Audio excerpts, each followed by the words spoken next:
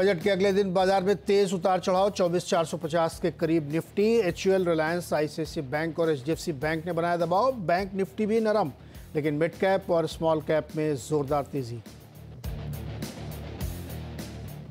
तो 1991 से लेके आज तक के टैक्सेशन में न जाने कितने बदलाव हुए, लेकिन मार्केट तो चलता रहा है। मेरे को लगता है कि लॉजिक ये है कि भाई हम इन्वेस्टिंग इन इक्विटीज को डिसइंसेंटिवाइज करें। ज्यादा लंबे अवधि के लिए इनका लास्टिंग इम्पैक्ट मार्केट्स के ऊपर होता नहीं है।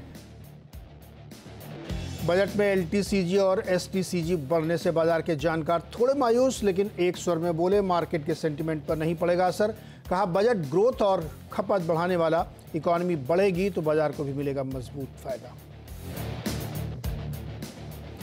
सिडनी से आवाज के बिग स्टॉक्स में आईटीसी में लगातार दूसरे दिन जोरदार तेजी, 2 दिन में 8% से ज्यादा चढ़कर नए शिखर पर पहुंचा शेयर। बजट में कोई नेगेटिव फैसला नहीं होने से जोश। नतीजों के बाद यूनाइटेड स्पिरिट्स और आईसीआईसीआई प्रूडेंशियल में जोरदार तेजी, दोनों शेयर 6% उछाल के साथ वायदा के टॉप गेनर्स। और अच्छे नतीजों के बाद एचयूएल में मुनाफा वसूली, शेयर 2% से ज्यादा फिसला। वहीं कमजोर रिजल्ट के बाद बजाज फाइनेंस भी 2.5% नीचे। निफ्टी की 3 कंपनियों एक्सिस बैंक, एलएनटी और एसबीआई लाइफ आज पेश करेंगी पहली तिमाही के नतीजे। फेडरल बैंक, आईजीएल, जीएसपीएल समेत वायदा की 7 कंपनियों के रिजल्ट्स का रहेगा इंतजार।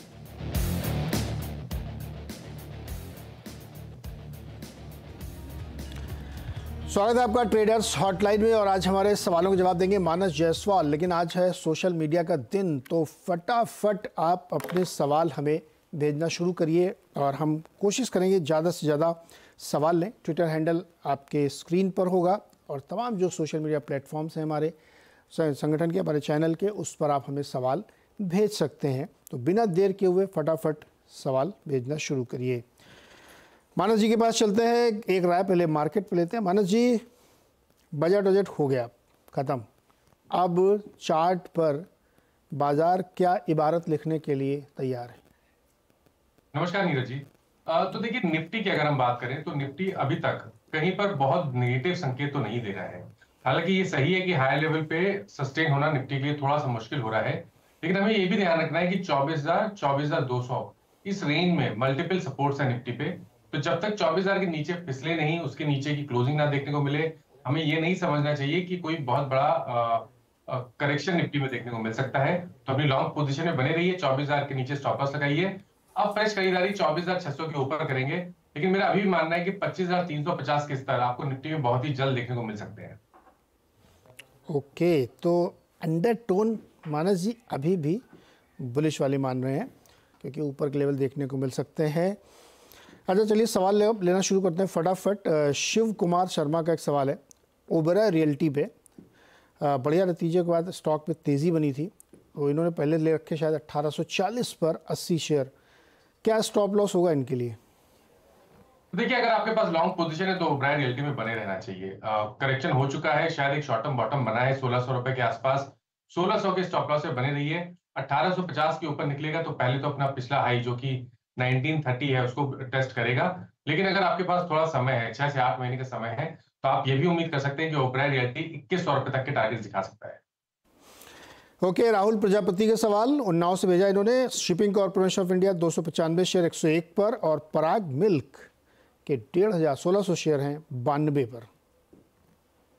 तो देखिए, शिपिंग कॉर्पोरेशन की जहां तक बात है, स्टॉक करेक्ट हुआ है।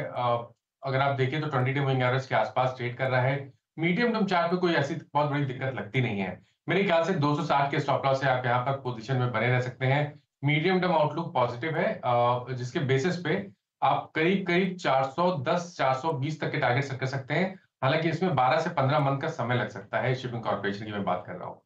पराग मिल्क की जहां तक बात है, देखिए यहाँ पर मेरे ख्याल से यहाँ पर कंसोलिडेशन कंप्लीट हुआ है। स्टॉक अपने 200 मूविंग एवरेज के ऊपर निकला है। वीकली चार्ट पे ब्रेकआउट है। जो नेक्स्ट टारगेट है वो 240 रुपए का है। करंट लेवल्स पे भी आप खरीदारी कर सकते हैं। 184 का स्टॉप लॉस लगा रहा है।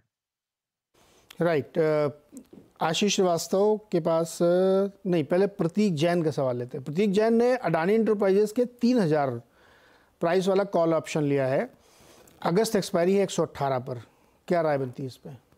स्ट्रक्चर निगेटिव है, लोअर टॉप फ्लोर बटन बन रहे हैं। हालांकि स्टॉक पिछले 3 दिनों से 200 डे मूविंग एवरेज के आसपास सपोर्ट लेने की कोशिश कर रहा है, तो वो एक पॉजिटिव संकेत है। अगर आपके पास ऑप्शन की पोजीशन है तो आप वहां पर कॉल ऑप्शन की पोजीशन में 2940 का स्टॉप लॉस लगाइए। अगर कैश में 2940 के नीचे जाए तो आपकी कॉल की पोजीशन से निकलना पड़ेगा। और अब ये ध्यान रखना है कि ट्रेंड पॉजिटिव तभी होगा जब स्टॉक 3050 के ऊपर निकलेगा। 3050 के ऊपर जाएगा तभी ट्रेंड पॉजिटिव होगा। आशीष श्रीवास्तव का सवाल आप लेते हैं। एक्शन कंस्ट्रक्शन इक्विपमेंट 7 शेयर 1520 पर, और एनसीसी इन्होंने लिखा फ्री क्वांटिटी है 250, मतलब पहले खरीदा होगा बेच बाच लिया होगा 74 के भाव पर। लॉन्ग टर्म के लिए दोनों किराए चाहिए। पहले एस कंस्ट्रक्शन की बात करें तो यहाँ पर लॉन्ग टर्म चार्ट में देखेंगे तो एक बहुत बड़ा कंसोलिडेशन है। पिछले मेरे ख्याल से करीब 5-6 महीने से एक ही रेंज में स्टॉक ट्रेड कर रहा है। ऊपर की तरफ 1600 पे रेजिस्टेंस है, नीचे की तरफ 1350 के आसपास सपोर्ट दिखता है। तो जब तक आप 1600 रुपए के लेवल्स नहीं ब्रीच करेंगे तब तक कोई बहुत बड़ा मूव शायद आपको देखने को ना मिले। लेकिन क्योंकि अभी तक मीडियम टर्म चार्ट नेगेटिव नहीं लगते हैं, इसलिए मेरी राय में 1290 की स्टॉप लॉस से पोजीशन में बने रह सकते हैं। दूसरा स्टॉक आपने बताया था एनसीसी का। देखिए एनसीसी का स्ट्रक्चर काफी पॉजिटिव लगता है। मेरे ख्याल से तो आप तैयार है स्टॉक एक फ्रेश ब्रेकआउट के लिए। तो यहाँ पर बने रहिए, 299 का स्टॉप लॉस लगाइए और 420 के टारगेट सेट करिए। अच्छा अंकित, एक किसी टायर या ऑटोमोबाइल कंपनी में 5 से 8 साल के लिए निवेश करना चाहते हैं, कोई है रडार पे टायर या ऑटो कंपनी? देखिए ऑटो कंपनी में सबसे पहली पसंद, अगर हमें प्योर ऑटो कंपनी की बात करें तो सबसे पहले तो मारुति मेरी नजर में है। क्योंकि मेरा समझना ये है कि मारुति तैयार हो गया है एक नेक्स्ट बड़े मूव के लिए। हो सकता है आपको करीब, अगर आपके पास 6 से 8 महीने का समय हो तो यहाँ पर 15,000 तक के टारगेट भी देखने को मिल जाए। तो ये एक बढ़िया पिक है जहां आप स्टॉप लॉस 11,600 के नीचे लगाइए और 15,000 के टारगेट सेट करिए। और बिल्कुल आपने सही कहा, देखिए ऑटो एंसिलरी में जाना है तो टायर से बेहतर तो कुछ है नहीं। तो अपोलो टायर्स में खरीदारी करने की राय अभी भी रहेगी। यहाँ पर 490 के स्टॉप लॉस से आप पोजीशन बना के चल सकते हैं। ये 6 महीने के हिसाब से लेना है आपको पोजीशन। 490 के स्टॉप लॉस से खरीदारी करिए 650 के टारगेट के लिए। ओके, तरुण जी ना मेरी नकल कर रहे हैं, लिख रहे हैं मन कुछ अच्छा सा नहीं लग रहा है, और फिर कह रहे हैं कि पीएफसी का फ्यूचर खरीद लें क्या, किस भाव पे खरीदें, या कोई आईटी का शेयर खरीदें क्या? तो देखिए पीएफसी का फ्यूचर मेरे ख्याल से थोड़ा वेट करिए, क्योंकि स्टॉक ने 20 डे मूविंग एवरेज सपोर्ट जरूर लिया है, लेकिन ऊपर रेजिस्टेंस है 540 से लेकर 550 की रेंज में। तो जब 550 का लेवल ब्रीच हो, उसके ऊपर पीएफसी निकले, तब 520 के स्टॉप लॉस से खरीदारी करिए और 600 रुपए के टारगेट सेट करिए। ओके, कुबेर नारायण शर्मा बंगलुरु से सवाल लिख रहे हैं। नुवोको सीमेंट वाली कंपनी 423 पे लिया है और सुला 632 पर, छुड़ा तो बहुत ऊपर लिया इन्होंने, क्या करना चाहिए इनको? 6 महीने का नजरिया है इनका सिर्फ। पहले स्टॉक में नोवोको की आपने बात की, राइट? हाँ नुवोको। मैं स्टॉक का चार्ट निकाल देता हूँ। तो देखिए नोवोको स्टॉक करेक्ट हो चुका है और 200 डे मूविंग एवरेज के आसपास कंसोलिडेट हो रहा है। लेकिन अगर हम सेक्टर देखें medium to long term chart में, तो ऐसा कोई बहुत क्लियर ट्रेंड दिखता नहीं है। ऊपर की तरफ 370 380 पर रेजिस्टेंस दिखता है, नीचे की तरफ 310 305 की रेंज में सपोर्ट दिखता है। तो कोई खास ट्रेंड मीडियम टर्म चार्ट पे दिखता नहीं है। तो अगर आप बने रहना चाहते हैं तो स्टॉप लॉस आपको करीब 324 का लगाना है, पोजीशन में बने रहना है। 360-70 के ऊपर निकलेगा तभी कोई नेक्स्ट मूव देखने को मिल सकता है। और दूसरा सुला विनयार्ड। सुला विनयार्ड की जहां तक बात है, देखिए यहाँ पर देखें तो स्टॉक करेक्ट हुआ है, 480 के आसपास बेस बनाने की कोशिश कर रहा है। और ये देखिए ये काफी समय से, मेरे ख्याल से अप्रैल से काफी बार स्टॉक ने सपोर्ट लिया 480 के आसपास। तो जगह तो सही है जहां से रिकवरी देखने को मिल सकती है। हालांकि ट्रेंड अभी बहुत पॉजिटिव नहीं लगता है, बट फिर भी 470 के स्टॉप लॉस से पोजीशन में बने रहिए। 510 के ऊपर निकलेगा तो 580 तक के टारगेट देखने को मिल सकता है। ओके, ये राय थी सुला विनयार्ड पर, स्टॉक ने अच्छा खासा करेक्शन लिया है। अंबुज सिंह इक्विटास बैंक के 400 शेयर है 96 रुपए के भाव पर, और इनका शॉर्ट टर्म का नजरिया है, क्या करें, ये होल्ड करें या लॉस बुक कर लें? देखिए लॉस बुक करना ज्यादा अच्छा रहेगा, लेकिन करंट लेवल्स पे नहीं। कभी कोई रिकवरी देखने को मिले तो 93 94 पे रेजिस्टेंस है, तो वहां पर एक बार अपनी लॉन्ग पोजीशन से निकल जाए। राइट। अशोक चालना जी चंडीगढ़ से हैं, 393 आईडीएफसी के शेयर ले रखे हैं 116 पर। लॉन्ग टर्म के लिए कंटिन्यू करें या किसी में दूसरे में चले जाएं? आईडीएफसी मेरे हिसाब से दूसरे में चले जाएं तो बेहतर रहेगा। देखिए आईडीएफसी में मैं बीच में तो काफी बुलिश था 2000। ओके, अच्छा, ओरेकल फाइनेंशियल्स के 20 शेयर हैं 6,900 पर, क्या और खरीदा जा सकता है? इस भाव पर शैलेंद्र वर्मा जानना चाहते हैं। महाराज ये तो बहुत चल गया है, क्या गजब रैली बनी है इसमें। तो देखिए अभी भी स्ट्रेंथ लगती है ओरेकल फाइनेंशियल में, क्योंकि यहाँ पर आज हमें एक फ्रेश ब्रेकआउट देखने को मिला है। इसके अगर हमें टारगेट सेट करने होंगे तो वो 12,100 के आसपास के आते हैं। तो ओरेकल फाइनेंशियल में तो स्टॉप लॉस को रिवाइज करके पोजीशन में बने रहना बेहतर स्ट्रेटजी रहेगी। तो स्टॉप लॉस को रिवाइज करके आपको स्टॉप लॉस लगाना है 10,600 का, टारगेट सेट करने हैं 12,100 के। ओके, मृण्मय का सवाल है टाइटन पर 3,500 वाली कॉल अगस्त की है, 132 पर एक लॉट लिया है, क्या करना चाहिए इनको? तो उस कॉल की पोजीशन में बने रहिए, 3375 का स्टॉप लॉस लगाइए। अगर 3375 का लेवल कैश में ब्रीच हो तो अपनी कॉल की पोजीशन से निकल जाए। ऊपर की तरफ टारगेट की जहां तक बात है, मेरा समझना है टाइटन 3650 और उसके ऊपर 3750 तक के भाव भी आपको इस मंथ में दिखा सकता है। तो उस हिसाब से आपको कॉल में टारगेट सेट करने चाहिए। ओके, तो इस पे आपको टारगेट उस हिसाब से सेट करना चाहिए। टाइटल इस समय 3,500 का भाव, गोल्ड की ड्यूटी कम हुई है, उसका फ़ायदा इनको मिला हुआ है। महाराज बहुत बहुत शुक्रिया। आज थोड़ा सा छोटा रखते हैं क्योंकि एक मैनेजमेंट से बातचीत करनी है हमें। बहुत शुक्रिया आज के लिए। तो बातचीत हमें करनी है इनाम ग्रुप के वल्लभ भंसाली जी से, और इन्होंने बजट पे जो अपना रिएक्शन दिया, हमने कल इनसे डिटेल में बातचीत की कि जो टैक्सेशन पे इतना हल्ला मचा हुआ है, बाज़ार के बहुत सारे लोग नाराज़ हैं, उस पर उनकी क्या राय है। चूँकि वो मार्केट के वेटरन, उन्होंने बहुत सारे ऐसे बजट और उतार चढ़ाव देखे हैं, तो उनके हिसाब से क्या रिएक्शन बाज़ार का होना चाहिए और क्या बाज़ार इसको लेकर के बहुत जो निराश है वो ठीक है कि नहीं है। तो हमने इनसे बातचीत की वल्लभ भंसाली जी से, आइए सुनते हैं पूरी चर्चा। वल्लभ सर, बजट जो पेश किया गया है उसमें बहुत सारी चीज़ें ऐसी की गई हैं जिसको लेकर के बाज़ार बहुत चिंतित था और अब वो सामने आ गई हैं। मैं बात कर रहा हूँ कैपिटल गेंस की। शॉर्ट टर्म भी बढ़ा दिया, लॉन्ग टर्म बढ़ा दिया, इंडेक्सेशन ख़त्म कर दिया और सारे सेट क्लास पे एक तरीके से कर दिया है। बाजार इसको लेकर के कैसा रिएक्ट करना चाहिए? कि बाजार में तो बहुत अच्छी रिकवरी भी हो गई है, नीचे से बहुत स्ट्रांगली ऊपर आया वापस। तो बाजार की मैच्योरिटी है, बाजार ने इसको सही रूप से, हमारा जो संदर्भ है, जिस संदर्भ में ये सब काम हो रहा है, तो संदर्भ के बारे में सोचकर, इसका ओवरऑल इम्पैक्ट देखकर काम किया। अगर ऐसा वाकई हुआ मार्केट के गर्भ में, क्या ये तो नहीं कह सकते, लेकिन अगर ऐसा किया तो ये बहुत ही लॉजिकल है और अच्छी बात। नीरज जी, मैं ये जो मार्केट की जर्नी है, करीब अगर 1985 नहीं तो भी 1991 से माने, तो 1991 से लेके आज तक के टैक्सेशन में न जाने कितने बदलाव हुए, लेकिन मार्केट तो चलता रहा है। बीच बीच में कहीं रुक जाता है, कभी नाराज हो जाता है, क्या फर्क पड़ता है। तो कुल मिला के इतनी जहां अर्निंग हो रही है, इतना आपकी कितनी आसानी है, कौन सा ऐसा एसेट है जिसमें आप गेन इतना आसानी से कर सकते हैं। सब चीज मोबाइल पे हो जाती है, सब चीज मोबाइल के ऊपर हम काम कर सकते हैं। ऐसा कौन सा एसेट है? तो इतना जहां ईज ऑफ एसेट है, जहां इतना पोटेंशियल है, वहां आपकी टैक्स रेट थोड़ी सी अलग भी होगी तो क्या बात है। सरकार ने एक और काम किया है ना, सरकार ने एक डाइवर्सिफिकेशन ऑफ एसेट्स का मैसेज दिया है।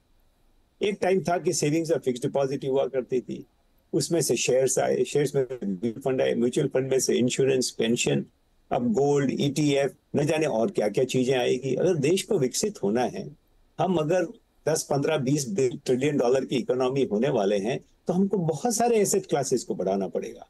तो आई थिंक ये सारा काम, ये बजट, ये साल का बजट है ही नहीं, ये साल, ये बजट अगले कई सालों के बजट का चैप्टर नंबर 1 लिखा गया है। या अगर गई साल के अंदर इंटरिम बजट में एक उसकी प्रस्तावना लिखी गई थी, तो मान लीजिए कि ये चैप्टर 1 है, प्रस्तावना पहले ही लिख दी गई थी।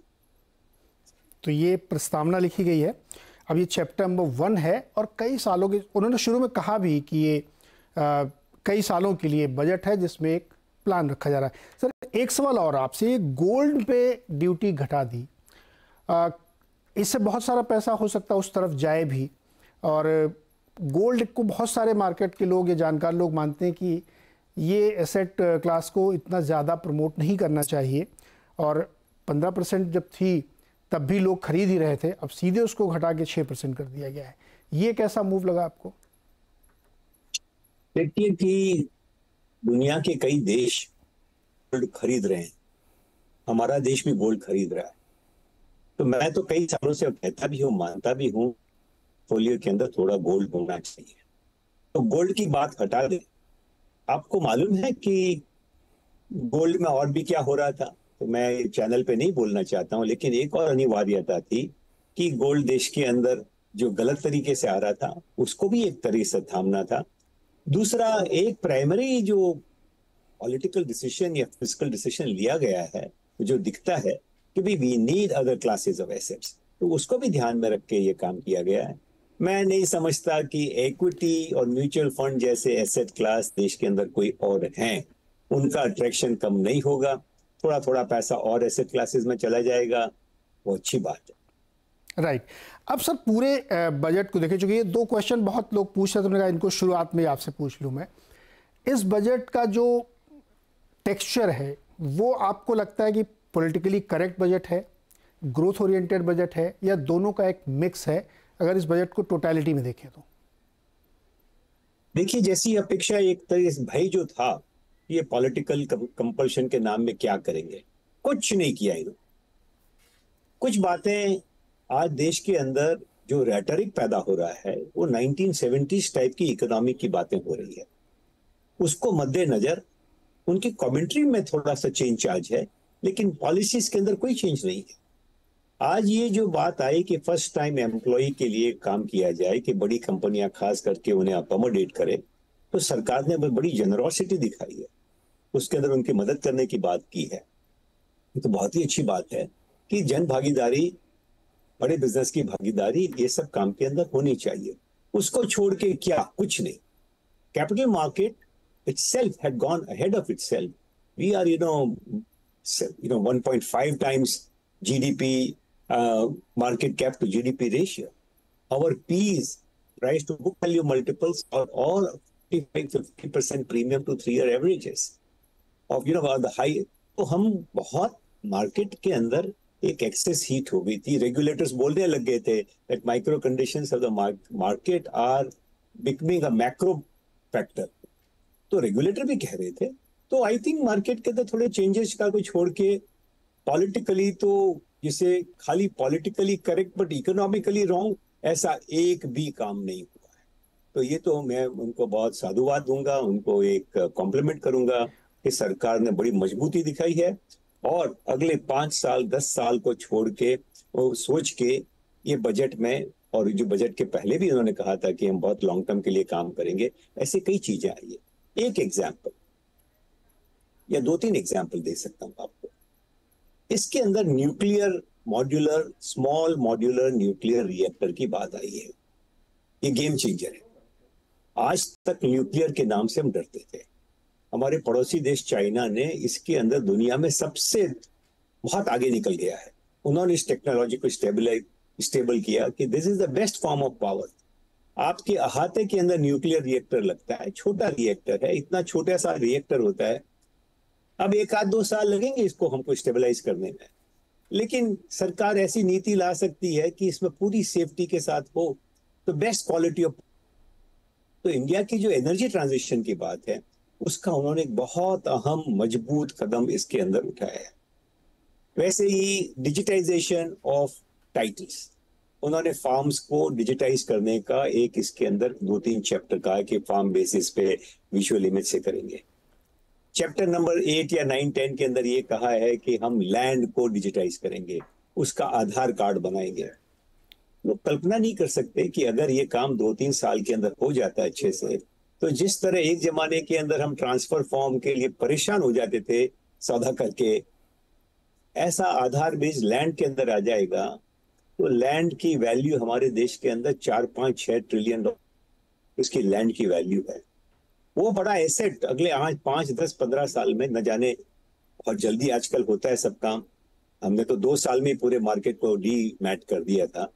अगर लैंड डी मैट हो जाता है तो कितना बड़ा। तो ऐसे बड़े बुनियादी कदम की आहट हमको इस बजट के अंदर सुनाई देती है, जो कि बहुत अद्भुत बात है, जो कि विकसित भारत के लिए, सॉलिड इकोनॉमी के लिए बहुत ही सोचकर और बहुत सही कदम उठाए गए।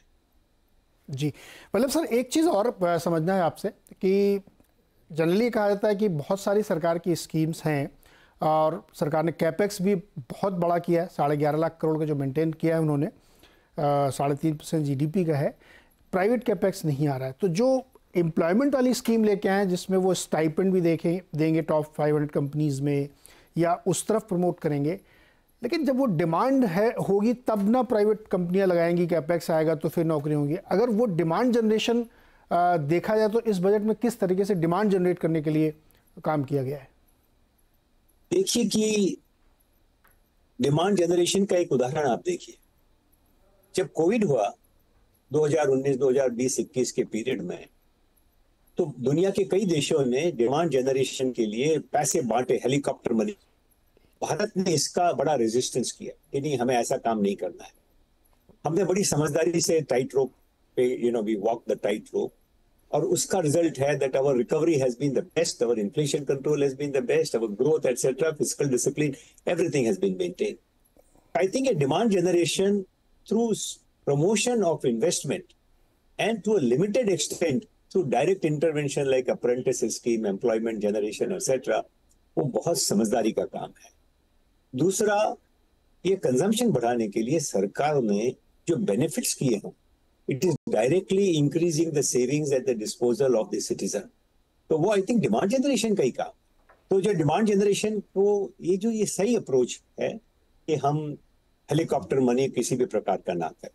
ये जो हो रहा है अच्छा है, और आज अगर हम ग्राउंड लेवल की रिसर्च देखते हैं तो ये जो कंज्यूमर गुड्स के अंदर, लो प्राइस कंज्यूमर गुड्स के अंदर जो एक सुस्ती आ गई थी, वो सुस्ती मिट रही है। उस सुस्ती में से कोई तूफान नहीं आ गया है, लेकिन दैट सुस्ती हैज स्टार्टेड टू गो। ये साल 2 कारण थे उसके सुस्ती के अंदर। जब इलेक्शन आता है तो गवर्नमेंट स्पेंडिंग पे एक ब्रेक लग जाता है, एक कारण वो था। दूसरा, गई साल मानसून अच्छा नहीं था, ये साल मानसून बम्पर होने की अपेक्षा है, तो इसके अंदर भी वापस डिमांड जनरेशन, आपका कंजम्पशन की एट ग्रास रूट लेवल बढ़ी जाएगा। एंड प्रीमियम लेवल से कोई प्रॉब्लम भी नहीं था, इसलिए मुझे नहीं लगता कि इसके लिए कुछ भी स्पेशल करना चाहिए था, और उन्होंने किया भी नहीं। नहीं, वल्लभ सर, बहुत शुक्रिया बातचीत करने के लिए, और बहुत अच्छे से आपने एक्सप्लेन किया कि बजट को एक इंस्टेंट रिएक्शन के तौर पर ना देख के समझें, इसको एक बिग पिक्चर के तौर पे, एक लॉन्ग टर्म के हिसाब समझे, जो कि डायरेक्शनली बिल्कुल करेक्ट है। मतलब सर, बहुत बहुत शुक्रिया हमारे साथ जुड़ने के लिए।